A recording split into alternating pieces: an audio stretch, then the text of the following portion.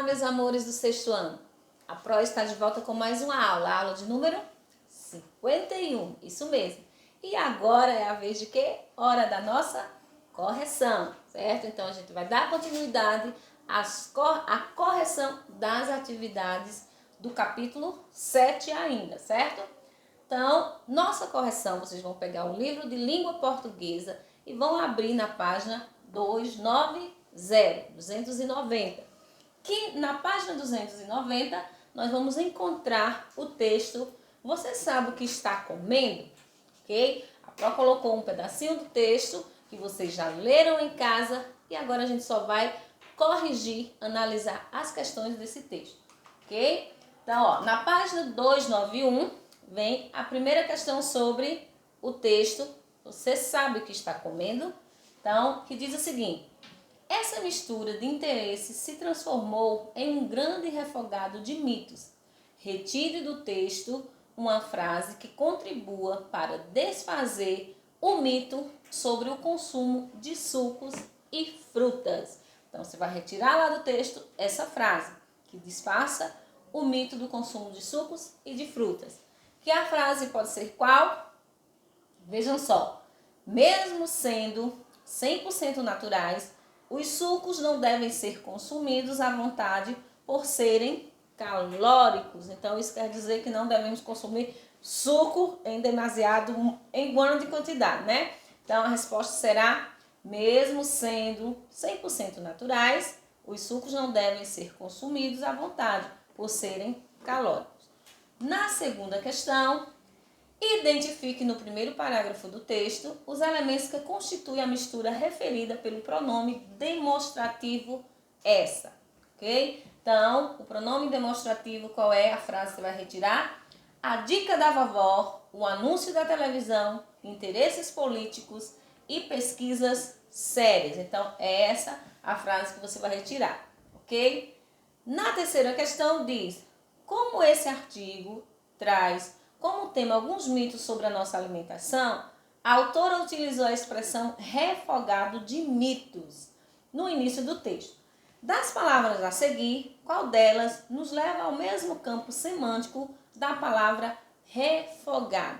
Pro, mesmo campo semântico. Então, é a mesma, você vai ver a palavra que está naquela mesma, digamos, se eu tenho laranja, tenho pera e eu tenho alface, laranja, pera e alface. Quem está fora do contexto semântico? Ou seja, eu tenho aí duas frutas e tenho apenas um legumezinho. Então, quem está fora do contexto vai ser o alface, que é um legume e não uma fruta. Então, a gente vai analisar essa questão aqui. Quem está fora, aliás, das palavras a seguir, qual delas nos leva ao mesmo campo? Não é quem está fora, não, é quem está no mesmo campo semântico. Plantação, coleção, salada, acervo ou combinação. Se está falando de refogado de mitos, um refogado é quando você mistura, né, várias coisas e mexe ali tudo, coloca no fogo e faz aquele refogado. Então, o que tem a ver, está no mesmo campo semântico, é salada, ok? Marca a letra C. Na questão 4, os enganos começam pela carne. Transcreva do primeiro parágrafo uma palavra ou expressão que possa substituir a palavra engano nessa frase sem alterar o seu significado, o seu sentido. Qual seria a palavra de acordo com o texto? Seria, no lugar de engano, seria mitos, ok? Na quinta questão, analise a frase a seguir. Transcrita do terceiro parágrafo do texto e responda as questões propostas. Então, a frase diz: mas isso não significa que a gordura saturada deve ser demonizada e cortada da alimentação, pois é ela que recobre e protege as células cerebrais. Então, é a frase que diz. Na letra A, o que se pergunta sobre esse pequeno trecho é o seguinte: ao iniciar um parágrafo, muitas vezes os pronomes esse ou essa, esses ou essa, e isso resumem todo o parágrafo anterior, como acontece com isso nessa frase. Como ele inicia o terceiro parágrafo do texto, o seu referente é todo o segundo parágrafo. Pensando nisso, como você resumiria o parágrafo ao qual o pronome demonstrativo em destaque se refere? Então, como é que ficaria resumido esse texto aqui, ó, mais isso, então ficaria da seguinte forma: toda carne, independentemente de ser bovina, suína ou de aves, tem gordura saturada. Então, é essa frase que você vai colocar. Na B, transcreva o referente do pronome ela. Ela está se referindo a qual palavra? Está se referindo à gordura saturada, certo? Na letra C, porque a gordura saturada é útil ao nosso organismo, segundo aquele fragmentozinho lá do texto. Porque ela recobre e protege as células cerebrais. Eu nem sabia. Mas a gordura saturada, ela é o quê? Útil ao nosso organismo, porque ela recobre e protege as células cerebrais. Ok? Na sexta questão, e praticamente metade do colesterol presente na mesma medida, olha que medida está destacado, de uma coxa de frango com pele.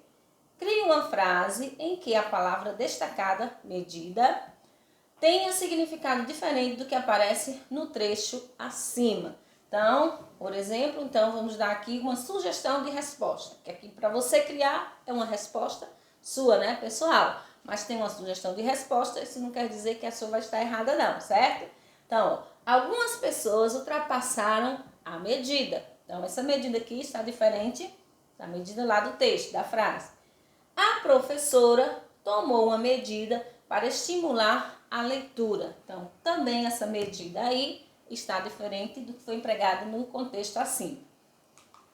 Na sétima questão, a gente vai analisar esse texto 2, que vocês também já leram em casa, que a sétima questão diz: transcreva do texto a frase a qual se refere a expressão essa regra lá no segundo parágrafo.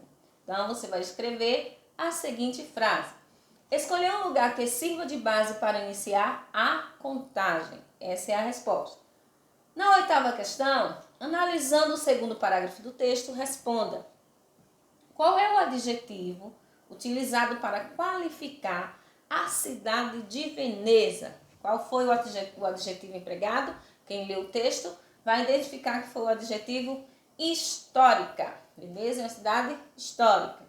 Na B, transcreva a expressão substituída pelo termo esse ponto.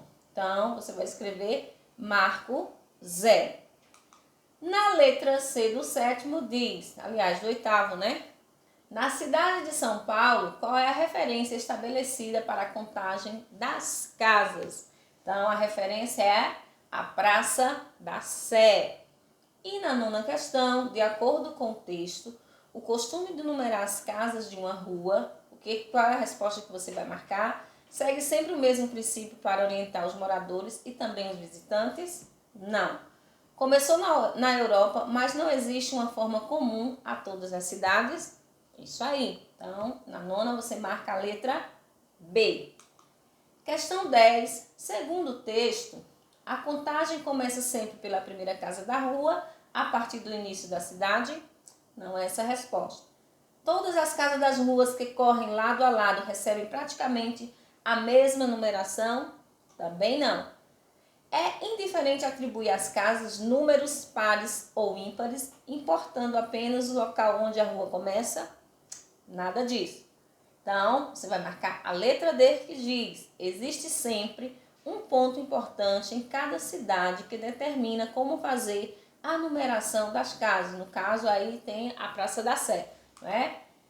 Agora, nós vamos para a página 300 e 301, que se refere ao conteúdo acentuação, certo?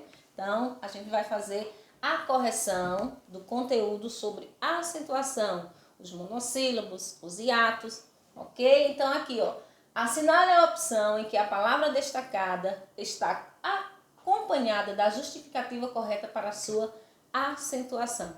Gente, sempre que você for justificar o acento de uma palavra, vocês precisam saber se ela é monossílabo átono ou tônico, se ela é oxítono, se ela é paroxítono ou proparoxítono, certo?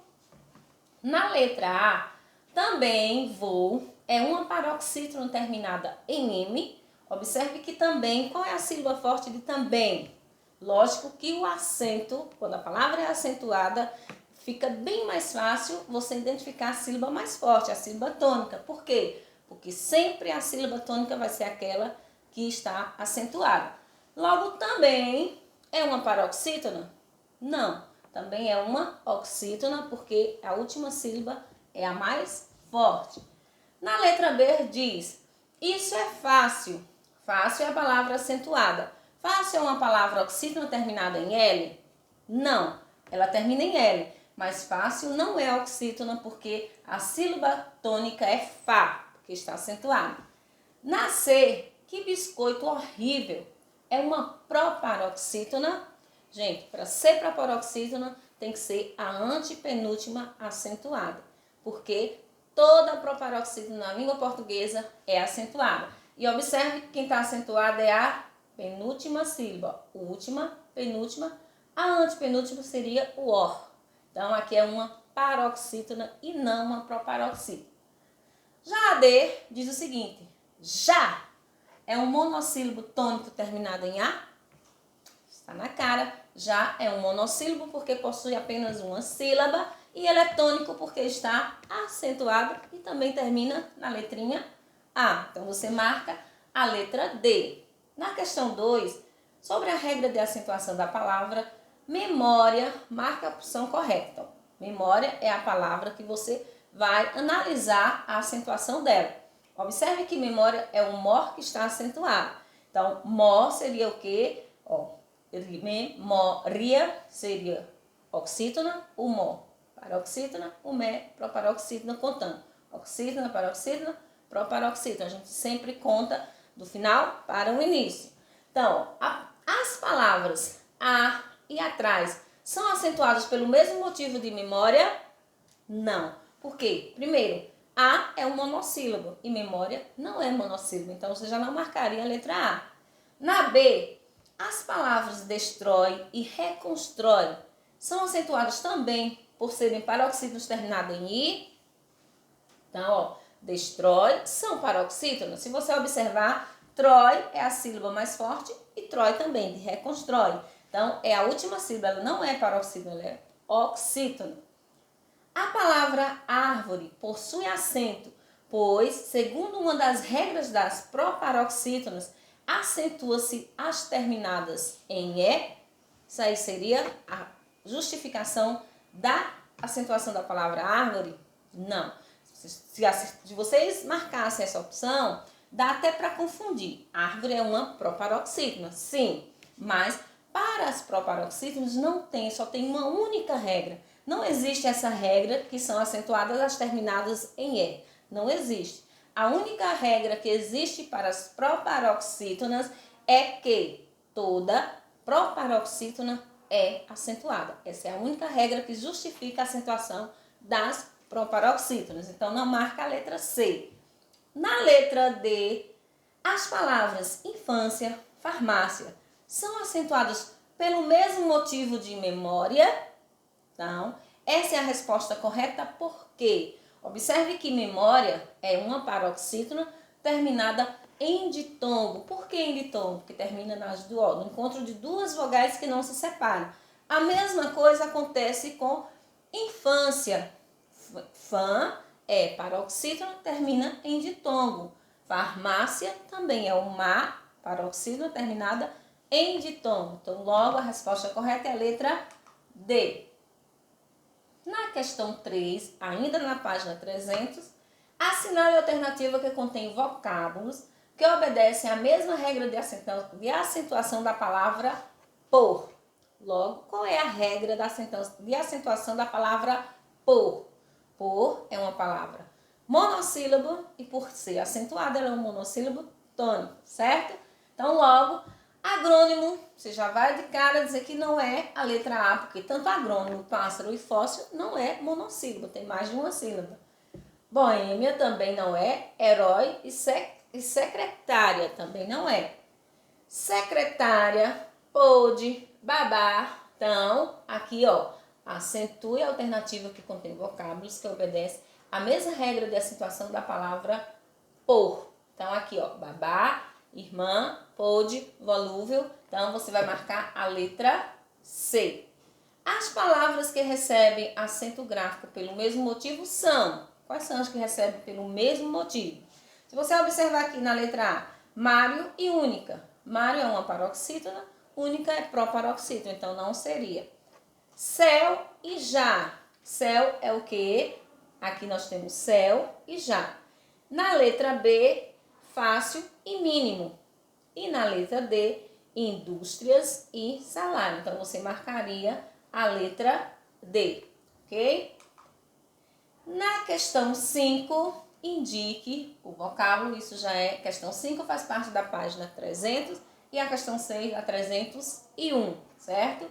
Indique o vocábulo de grafia incorreta, ok? O que é grafia? Grafia é a escrita que está incorreta.